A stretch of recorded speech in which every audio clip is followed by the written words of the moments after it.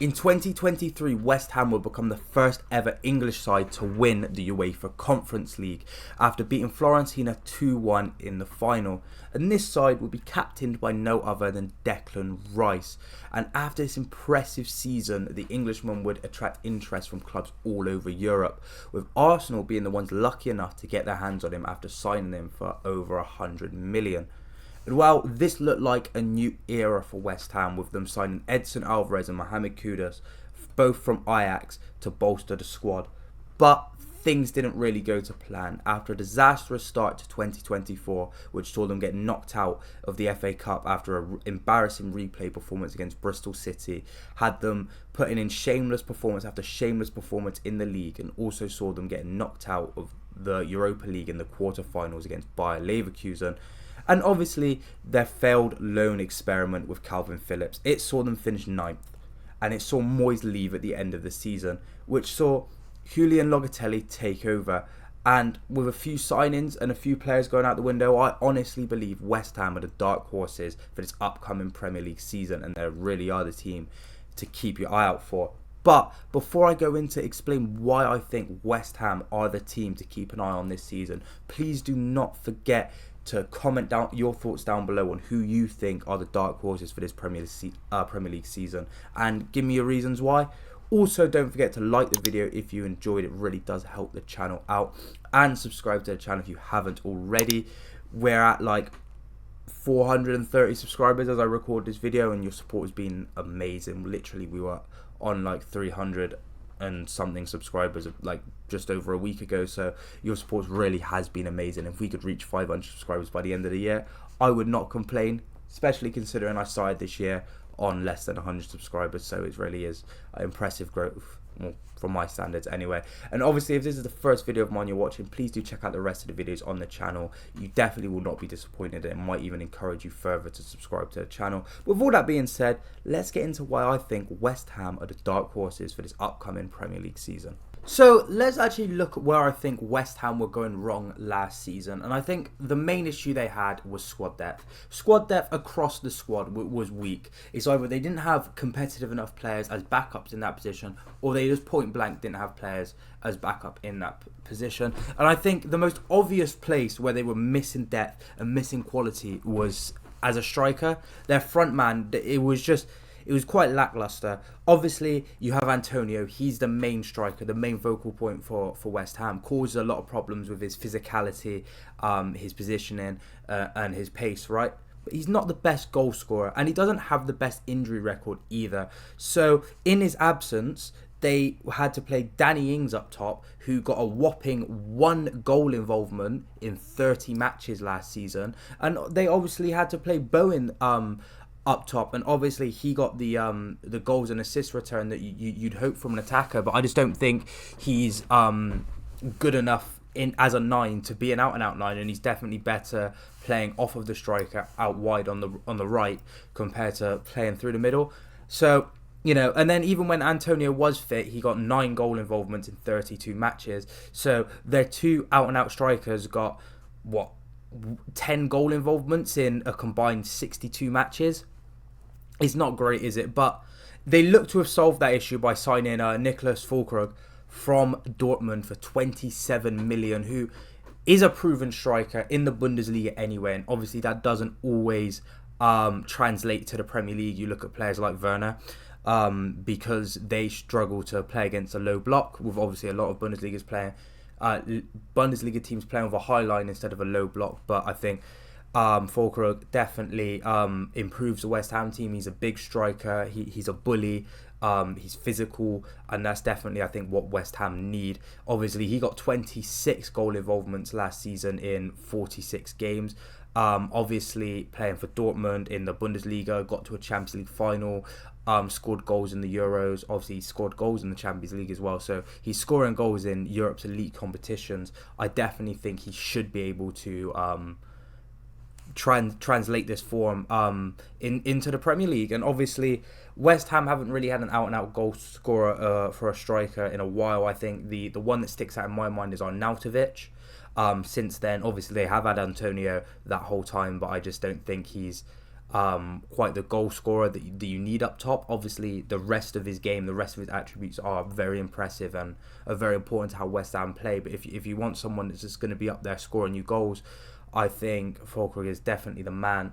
Obviously, this comes off the back of the flop signing of Scamacca a few seasons ago, who really didn't hit the ground running and went back to Italy, not really being able to cope with English football. And I do think he's definitely has potential to be the signing of the summer. Obviously, as well, West Ham have, as of now, as of recording this video, have been able to keep Kudus and Bowen, with Bowen obviously getting 30 goal involvements last season in 44 games and Kudus getting 25 goal involvements in 48 games. They were definitely West Ham standout attacking players, and to be able to keep them at the club for another season is definitely very important, especially if Paqueta escapes a ban, which I'm not really too sure what's going on there. Things have went quiet as of recent, but if he can escape a ban, they've got a very good attacking force. Obviously, with Fulkrug coming in and playing up top as well. That's not even to mention the set pieces from Ward-Prowse. I do think they definitely look like a team that can cause you damage on a counter attack and just in attack in general. They've got very talented, creative players, and I think having that man up top to be able to convert all the chances will take their game to the next level. But it wasn't just the attack where I think they were quite lackluster in their depth. Obviously, the fullback areas, you've got Emerson and Cresswell on one side. I think Emerson is definitely a good Premier League left back and a good fullback, and he actually is quite a joy to watch. I do enjoy watching Emerson.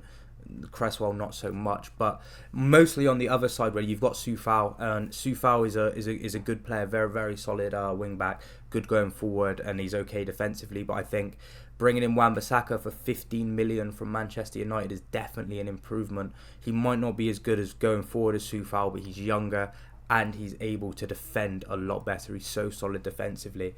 And I think if you get Wan-Bissaka in a team that's not as toxic as Manchester United, I think bam, he could really get his career back on track here and become one of the best fullbacks in the league. Like he was when he started at United and when he broke through at Crystal Palace. I think this is a very, very good signing, a very underrated signing, especially for the money they're picking him up for as well. That's an absolute bargain. But obviously, it's not just him. They've got Todibo from Nice on loan with an option to buy for 35 million, alongside signing Max Kilman for 47 million from Wolves. I think to be able to bolster up the centre-back options, obviously with Kjær leaving the club, going to Monaco, who he wasn't really that great when he came to West Ham from PSG. I wasn't too impressed with him as a player, and that's to go alongside with Zuma, whose form is quite inconsistent from what I've seen from West Ham anyway. Zuma is quite inconsistent. Obviously, you've got a guard there who I think is a solid defender, as much as it pains me to say because he's Moroccan. But yeah, I think he's a very good defender. And there's Mavropanos as well. I don't personally rate Mavropanos. I don't think he's that great, so I definitely think that Max Kilman, especially someone that's Premier League proven and has shown that he's a good centre half, in my opinion anyway. I rate Max Kilman quite highly. I think he's definitely a good signing. And Todibo, obviously you don't really know what you're getting with him coming in from the French league, but I think it can't be any worse than Kjær. I think it's definitely a good signing across the board, especially defensively.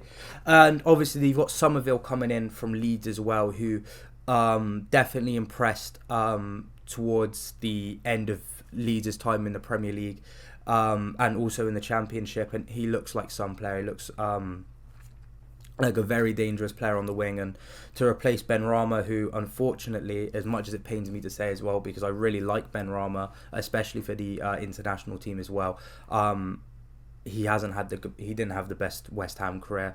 Obviously, he scored that penalty in the Conference League final, which will be remembered forever, obviously, with being the most important game in West Ham's recent history.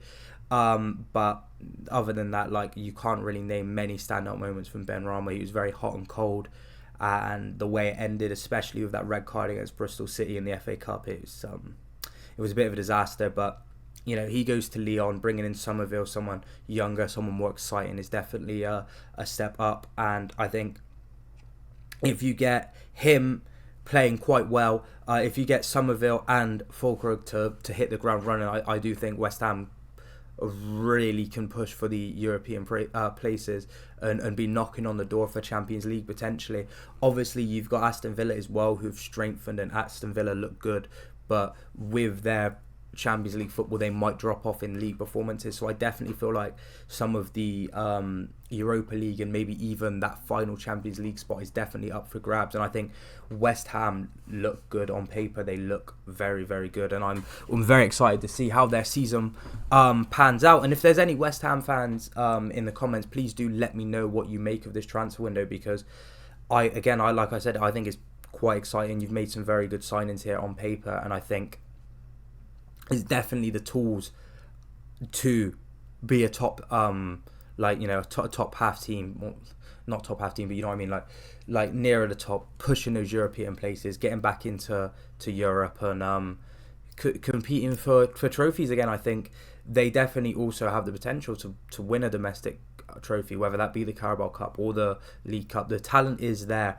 and I think if you can find a way to get all of these players playing to their best of their ability, and you can have Fulkrug definitely come in and be the goal scorer that West Ham need, with those creative players like Kudus, Bowen, Ward-Prowse behind him. I do think they're going to be a very hard team to stop, along